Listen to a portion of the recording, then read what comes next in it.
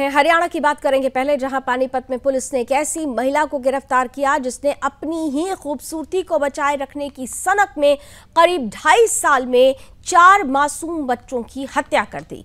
आरोपी का नाम पूनम है, जो हरियाणा के सिवाह गांव की रहने वाली है।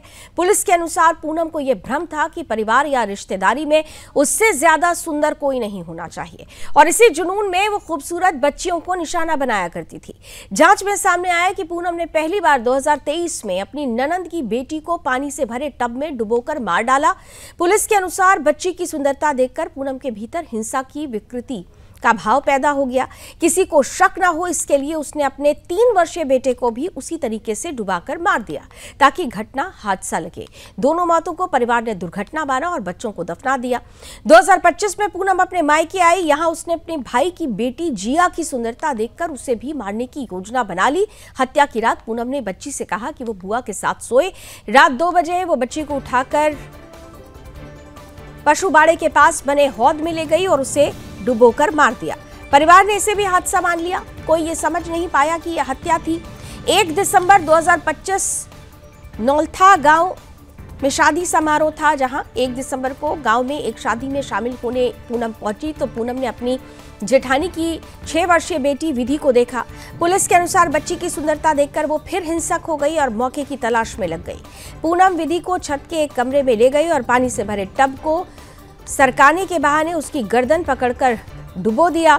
हत्या के दौरान उसके कपड़े भी भीग गए। नीचे आने पर महिलाओं ने कपड़ों के गीले होने का कारण पूछा तो पूनम ने अलग अलग बहाने बना दिए। कहीं उसने कहा दूध गिर गया तो कहीं पीरियड्स का हवाला दिया। यहीं से परिजनों को उस पर शक हुआ। जब परिजनों ने बाथरूम का बंद दरवाजा, छोटे टब में डूबी बच्ची मिली, जब बंद दरवाजा खोला गया तो पूनम के गीले कपड़े देखे और उन्होंने पुलिस को बुला लिया। सीसीटीवी फुटेज में उस कमरे में सिर्फ पूनम की आवाजाही दिखी। पुलिस हिरासत में पूछताछ के दौरान पूनम टूट गई और उसने चारों हत्याओं का जो सच है वो स्वीकार किया। इसमें उसका अपना खुद का बेटा भी शामिल था। पानीपत एसपी भूपेंद्र सिंह के अनुसार पूनम को दूसरों की सुंदरता से हीन भावना और जलन होती थी। हत्या के बाद वो भीतर ही भीतर खुश होती थी और इसे एक तरह का जश्न मनाती थी। वो सोचती थी कि परिवार या रिश्तेदारों में उससे ज्यादा सुंदर कोई ना दिखे, इसलिए खूबसूरत बच्चियों को चुनकर मार दिया करती थी। पुलिस ने पूनम को गिरफ्तार कर लिया है और सीरियल मर्डर, साजिश और माइनर हत्याओं की गंभीर धाराओं में मुकदमा दर्ज किया है। ये जो बच्ची थी ये पाल सिंह जो है उसकी पोती थी और वहां पर शादी का फंक्शन था तो बारात वहां से जा चुकी थी और बच्ची वहां फ्रेश नहीं हो रही थी तो घर वाले ढूंढ रहे थे कि बच्ची बारात में तो नहीं चली गई है। फोन करके पता किया तो भी नहीं पता लगा कि बच्ची कहाँ है। तो उसकी ढूंढ जब शुरू हुई तो कमरे में मृत अवस्था में पाई गई थी। तो हमने उसी की ही जो रिश्ते में चाची लगती है उसको इसमें गिरफ्तार किया है। वजह जो उसकी हत्या करने की है, जोर से कल से पूछताछ जो हम डिटेल में की है, यही इन्होंने बताया कि जो सुंदर बच्चियां हैं उनसे इसको नफरत सी है। इन्हें पहले और भी कई खुलासे हुए हैं। इसने और भी 3 बच्चों की हत्या की हुई है पीछे। तो 2 तो सोनीपत में ही, जहाँ भावड़ में जहाँ ब्याह हुई है, जहाँ की शादीशुदा है, वहाँ भी 2 बच्चों की इसने 2023 में 2 बच्चों की पानी के हौद में यूं डुबो के मार दिया था। लेकिन उस पर कोई एफआईआर दर्ज नहीं है। उसमें भी हम यहाँ से जो डिटेल्ड रिपोर्ट है कंसर्न जिले को भेजेंगे। उसमें जो भी लीगल कार्रवाई बनेगी वो वहाँ करवाएंगे। और आइए इस खबर पर ज्यादा जानकारी लेते हैं। हरियाणा ब्यूरो चीफ हरिराम मिश्र इस वक्त हमारे साथ जुड़ चुके हैं। हरिराम, साफ तौर पर यह देखा जा रहा है कि खूबसूरत दिखने की सनक, और इस सनक ने 2 साल में 4 मासूमों की जान ले ली। लेकिन अब क्योंकि ये सीरियल किलर पुलिस के गिरफ्त में है और संगीन धाराओं के तहत इस पर कार्रवाई होनी है, इसके बाद जो माहौल है वो किस तरीके से आगे बढ़ता हुआ नजर आ रहा है?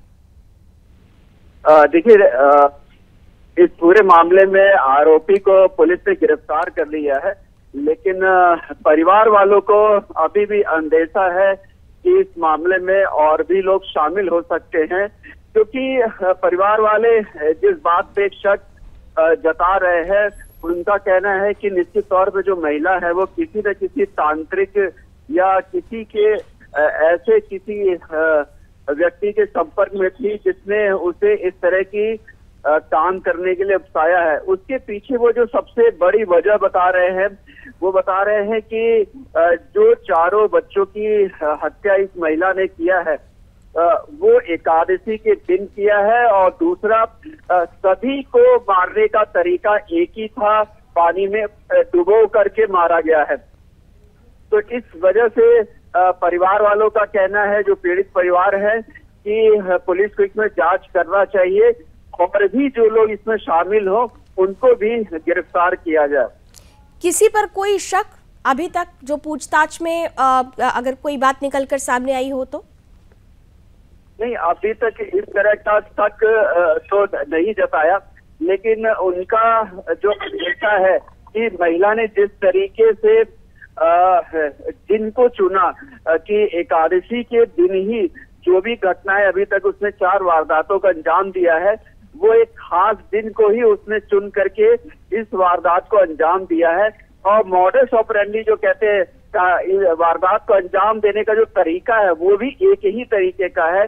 तो निश्चित तौर पर उन्हें लगता है कि कहीं कोई इसमें धार्मिक एंगल तो नहीं है जिसकी वजह से ये महिला प्रभावित हो गई हो किसी के मतलब आप ये कह रहे हैं कि शक हो रहा है कि किसी तंत्र मंत्र के चक्कर में पड़कर ये ऐसी इस तरीके के जघन्य अपराध को ये अंजाम देती हुई नजर आ रही थी। लेकिन क्या परिवार वालों से कोई बात हुई हो कि हर मर्डर के बाद इसका क्या हाव भाव होता था, जब ऐसी घटनाएं होती थी उसके बाद इसके व्यवहार में क्या परिवर्तन कोई देखा जाता था? क्या परिवार वालों को कभी पहले कोई शक नहीं हुआ जब पहले 2 हत्याएं हुई तो?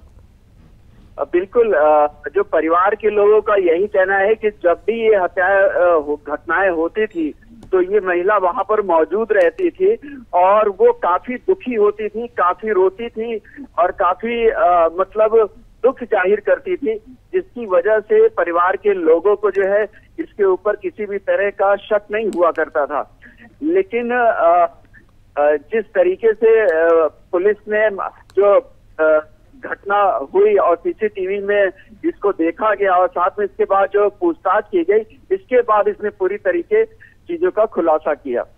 चलिए, बहुत बहुत धन्यवाद हरे राम मिश्रा हमारे साथ जुड़ने के लिए, इस खबर पर विस्तार से जानकारी देने के लिए।